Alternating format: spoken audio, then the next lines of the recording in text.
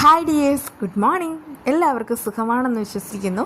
എനിക്ക് സുഖം തന്നെയാണ്. നമുക്ക് ഇന്നത്തെ പുതിയ പുതിയ വിശേഷങ്ങൾ എന്തൊക്കെയാണെന്ന് ഒന്ന് നോക്കാം. അതായത് കാവേരിക്കാണെങ്കിൽ ഇഞ്ചക്ഷൻ എടുക്കാനായിട്ട് പറ്റിയിട്ടില്ല. അവളാണെങ്കിൽ ആ ഒരു ടെൻഷനിലാണ് ഉള്ളത്. അവൾ പുറത്ത് വരുന്ന സമയത്ത് അവൾ ഭയങ്കരമായിട്ട് ദേഷ്യപ്പെടുന്നുണ്ട് കേട്ടോ. അതിനുശേഷം ശരത്തിനോടും പിന്നെ അവൻ്റെ ഭാര്യയോട് ചോദിക്കുന്നൊരു ചോദ്യമുണ്ട്. എന്തുകൊണ്ടാണ് ഇതുവരെ നിങ്ങൾക്കാണെങ്കിൽ അവരെ ലോക്ക് ചെയ്യാനായിട്ട് കഴിയാത്തത്? ഒരു 10 മിനിറ്റ് വിവേകിനെ ലോക്ക് ചെയ്ത് വെച്ചിരുന്നെങ്കിൽ ഞാൻ ഉറപ്പായിട്ടും കാര്യം നടത്തിയേനെ. ഭാഗ്യം കൊണ്ടാണ് വിവേകാണെങ്കിൽ അവരെ ഇഞ്ചക്ഷൻ കാണാത്തത്. ഞാൻ ബാക്കിയുള്ള മരുന്നും കാര്യങ്ങളും എല്ലാം മറച്ചു വെച്ചു, അല്ലെങ്കിൽ നമ്മൾ പിടിക്കപ്പെട്ടേനെ. അത് കേട്ട് അവർ പറയുന്നുണ്ട്, വിവേക് എന്ന് പറഞ്ഞാൽ ഒരു പാവാണ്, അവൻ അങ്ങനെ നമ്മളെ ആരെയും സംശയമില്ല, എല്ലാവരോടും സ്നേഹം മാത്രമേ ഉള്ളൂ. അതൊക്കെ ശരി തന്നെയാണ്. പക്ഷേ ഒരു കാര്യം, നമ്മളെ സ്നേഹിക്കുന്നവർ നമ്മുടെ തെറ്റ് മനസ്സിലാക്കി കഴിഞ്ഞാൽ അവർ നമ്മളെ ഉറപ്പായിട്ടും വേരോടുകൂടെ തന്നെ പിഴുതെറിഞ്ഞു കളയും. അതുപോലെ എനിക്കും തോന്നുന്നത് വിവേകിൻ്റെ സ്വഭാവം അങ്ങനെയൊക്കെ തന്നെയായിരിക്കും. അതുമാത്രമല്ല, ആളിൻ്റെ ആ ഒരു ലെവൽ അനുസരിച്ച് സാമ്പത്തികമായിട്ട് ഭയങ്കരമായിട്ട് ഭദ്രതയുണ്ട്. അതുമാത്രമല്ല, ഏക മകനാണ്, മറ്റൊന്നും നോക്കേണ്ട കാര്യമില്ല. പിടിക്കപ്പെട്ട് കഴിഞ്ഞാൽ നമ്മൾ ഉറപ്പായിട്ടും അകത്താവും. അതുകൊണ്ട് ഇനി സൂക്ഷിക്കണം. വർഷയുടെ കാര്യത്തിലാണെങ്കിൽ എന്തെങ്കിലും ഒരു ദിവസം നമുക്ക് കിട്ടും. അന്ന് ഇഞ്ചെക്റ്റ് ചെയ്യാമെന്ന് പറയുന്ന സമയത്ത് കാവ്യ ചോദിക്കുന്നുണ്ട്, അതിനു മുമ്പ് വർഷയ്ക്ക് ഓർമ്മ തിരിച്ചു കിട്ടുമോ? അതിനുള്ള ചാൻസ് ഒന്നും ഇല്ല എന്നൊക്കെ പറഞ്ഞിട്ടാണ് കാവേരി അവിടുന്ന് പോകുന്നത്. എന്നാൽ പോലീസുകാരെല്ലാവരും കൂടെ ഈ ലഹരി മാഫിയയ്ക്കെതിരെ പ്രവർത്തിക്കാൻ തന്നെ തീരുമാനിക്കുകയാണ്. അവരിങ്ങനെ ഓരോ കാര്യങ്ങളായിട്ട് നോക്കുകയാണ്. അതിനിടയ്ക്കാണ് ഒരു പെൺകുട്ടി അവർക്ക് അയച്ചിട്ടുള്ള ആ ഒരു വോയിസ് മെസ്സേജ് കേൾക്കുന്നത്.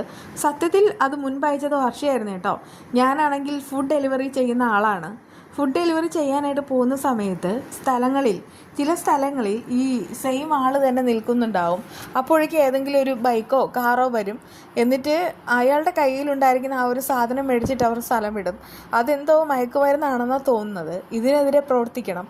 എന്നിട്ട് അന്ന് നടന്ന കാര്യങ്ങളൊക്കെ ഇങ്ങനെ കാണിക്കുകയാണേ. അതായത് വർഷം ഇങ്ങനെ ജോലിക്ക് വരുന്നതും ആ സമയത്ത് പൊതികൾ കൈമാറ്റം ചെയ്യുന്നതും അതിനുശേഷം അവൾ മറ്റൊരു വീട്ടിലാണെങ്കിൽ ഫുഡ് കൊണ്ടുപോകുന്നതും ഒരു പെൺകുട്ടി വന്നിട്ട് ഫുഡ് മേടിക്കുന്നു.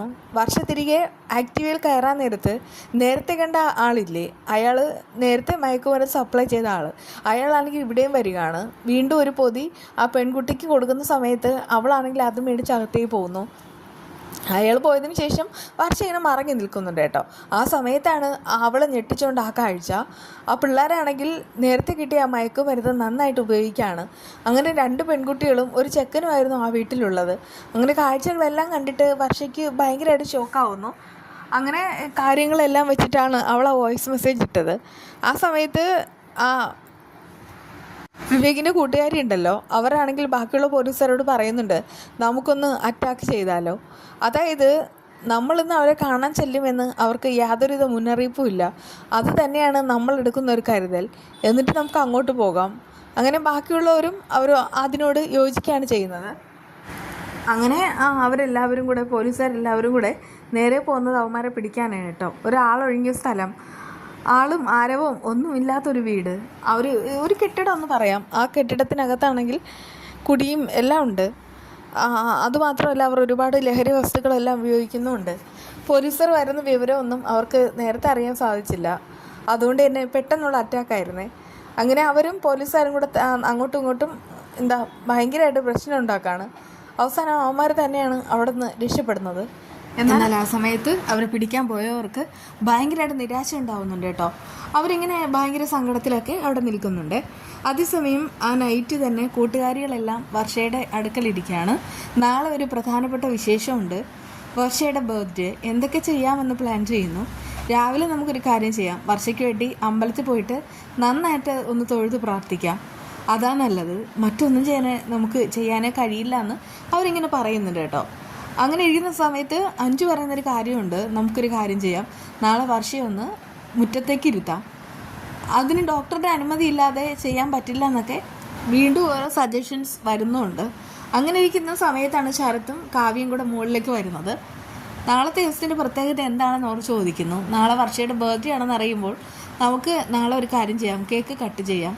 ഞാൻ തന്നെ വർഷയ്ക്കുള്ള കേക്ക് ഉണ്ടാക്കും.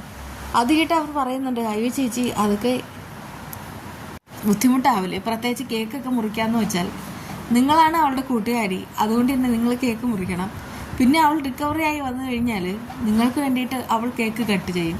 അതല്ലേ നല്ലത്. ഒടുവിൽ എല്ലാവരും കൂടെ സമ്മതിക്കുമ്പോൾ അതങ്ങോട്ട് ശരിവെക്കുകയാണ്. പിറ്റേന്ന് രാവിലെ വർഷയുടെ ബർത്ത്ഡേ. അന്ന് രാവിലെ തന്നെ അഞ്ജുവും ശിവയും കൂടെ കുളിച്ചിട്ട് നേരെ അമ്പലത്തിലേക്ക് പോവാണ് കേട്ടോ. അവിടെ പോയിട്ട് പ്രാർത്ഥിക്കുന്ന ഒറ്റ കാര്യം മാത്രമേ ഉള്ളൂ, എത്രയും വേഗം തന്നെ വർഷ റിക്കവറി ആകണം. അങ്ങനെ രണ്ടും കൂടെ പ്രാർത്ഥിച്ചിട്ട് വരുന്ന സമയത്ത് അവിടെ ഒരു പ്രായമായ അമ്മ ഇരിക്കുകയാണ്. അത് കണ്ടിട്ട് അവർക്ക് സംശയം തോന്നുന്നുണ്ട്. അവരങ്ങനെ പോകാൻ നേരത്ത് അമ്മ പറയുന്നുണ്ട്, ആ മക്കളെ ഒരു കാര്യം പറയാം. അതായത് നിങ്ങൾ നിങ്ങളുടെ കൂട്ടുകാരിക്ക് വേണ്ടി പ്രാർത്ഥിക്കാനല്ലേ വന്നത്. ഇന്നല്ലേ ആ കുട്ടിയുടെ പിറന്നാൾ. ആദ്യമായിട്ട് അവരാകെ ഷോക്കേറ്റതുപോലെ നിൽക്കുകയാണ്. ആ കൂട്ടുകാരി കട്ടിലിൽ തന്നെയാണല്ലേ ജീവിതം കഴിച്ചു പോകുന്നത്. പക്ഷേ ജീവിതത്തിൽ എന്തെങ്കിലും ഒരു പ്രതീക്ഷ ആണമല്ലോ എന്ന് പറയുന്നത് പോലെ ആ കുട്ടിക്ക് വീണ്ടും നല്ല കാലം വരും, ഉറപ്പാണ്. പക്ഷെ അതിന് തടസ്സമായിട്ട് നിൽക്കുന്ന ചില കാര്യങ്ങളൊക്കെ ഉണ്ട്. സാരമില്ല, അതെന്താണെന്നോ ഏതാണെന്നോ ഒന്നും ഞാൻ പറയില്ല. അതൊക്കെ നിങ്ങളുടെ മുന്നിൽ ഒരു ദിവസം അത് തെളിഞ്ഞു വരും എന്ന് പറയുന്ന സമയത്ത് അവരെല്ലാവരും ആകെ അമ്പരം നിൽക്കുന്നുണ്ട്. ഈ നൈറ്റ് ഡ്രൈവിന് പോയിട്ടുണ്ടോ? നൈറ്റ് ഡ്രൈവ് എന്ന് പറഞ്ഞാൽ അടിപൊളിയാണ്. അത് ഭയങ്കരമായിട്ട് കാശുകൊണ്ട് കുറേയേറെ സാധനങ്ങൾ മേടിച്ച് കൂട്ടി അങ്ങനെ ഒന്നുമല്ല. പിന്നെയോ ഒരല്പം സമാധാനം, സന്തോഷം. അതിന് വേണ്ടിയിട്ട് നമുക്കാണെങ്കിൽ കുട്ടികളെയും ഹസ്ബൻഡിനെയും എല്ലാം കൂട്ടി ഇങ്ങനെ പോകാം. ഇത് പോകുന്നത് തന്നെ ഭയങ്കരമായിട്ട് സന്തോഷവും പോസിറ്റീവ് എനർജി തരും. ബാക്കി വിശേഷമായി കാണാം. ചാനലൊന്നും മറക്കാതെ സബ്സ്ക്രൈബ് ചെയ്യുക.